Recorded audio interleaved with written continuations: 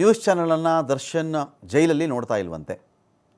ಯಾವ ಕನ್ನಡ ಚಾನಲ್ ಕೂಡ ನೋಡದೆ ಹಿಂದಿ ಸಿನಿಮಾಗಳನ್ನು ನೋಡಿಕೊಂಡು ಕಾಲ ಕಳೀತಾ ಇದ್ದಾರೆ ದರ್ಶನ್ ಅಂತ ಮಾಹಿತಿ.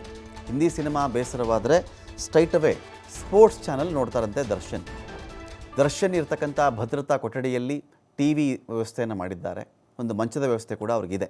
ಟಿ ವಿಯಲ್ಲಿ ಹಿಂದಿ ಸಿನಿಮಾ ನೋಡಿಕೊಂಡು ದರ್ಶನ್ ಕಾಲ ಕಳೀತಾ ಇದ್ದಾರೆ ಅಂತ ಮಾಹಿತಿ ಇದೆ.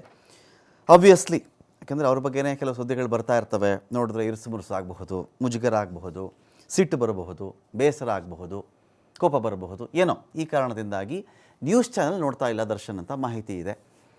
ಮೊದಲು ನೋಡ್ತಾ ಇದ್ರಲ್ಲೂ ಅದು ನಮಗೆ ಗೊತ್ತಿಲ್ಲ, ನಮಗೆ ಸ್ಪಷ್ಟವಾಗಿ ಗೊತ್ತಿಲ್ಲ. ಅದು ಮೊದಲಾದರೆ ಬ್ಯುಸಿ ಸ್ಕೆಡ್ಯೂಲ್ ಇರ್ತಾಯಿತ್ತು ದರ್ಶನ್ ಅವ್ರದ್ದು, ಸಿನಿಮಾ ಅದು ಇದು ಅಂತ ಹೇಳಿ ಅವಾಗ ನೋಡ್ತಿದ್ರ ಅಂತ ಗೊತ್ತಿಲ್ಲ. ಅವಾಗೂ ಅಭ್ಯಾಸ ಇಲ್ಲ ಅಂದರೆ ಈಗೂ ಅದು ಆಗಬೇಕು ಅಂತೇನಿಲ್ಲ. ಆದರೆ ಈ ಕ್ಷಣಕ್ಕೆ ಈ ಟೈಮ್ಗಂತೂ ದರ್ಶನ್ ಈ ಥರ ಕನ್ನಡ ನ್ಯೂಸ್ ಚಾನಲ್ ನೋಡ್ತಾ ಇಲ್ಲ ಅಂತ ಮಾಹಿತಿ ಇದೆ.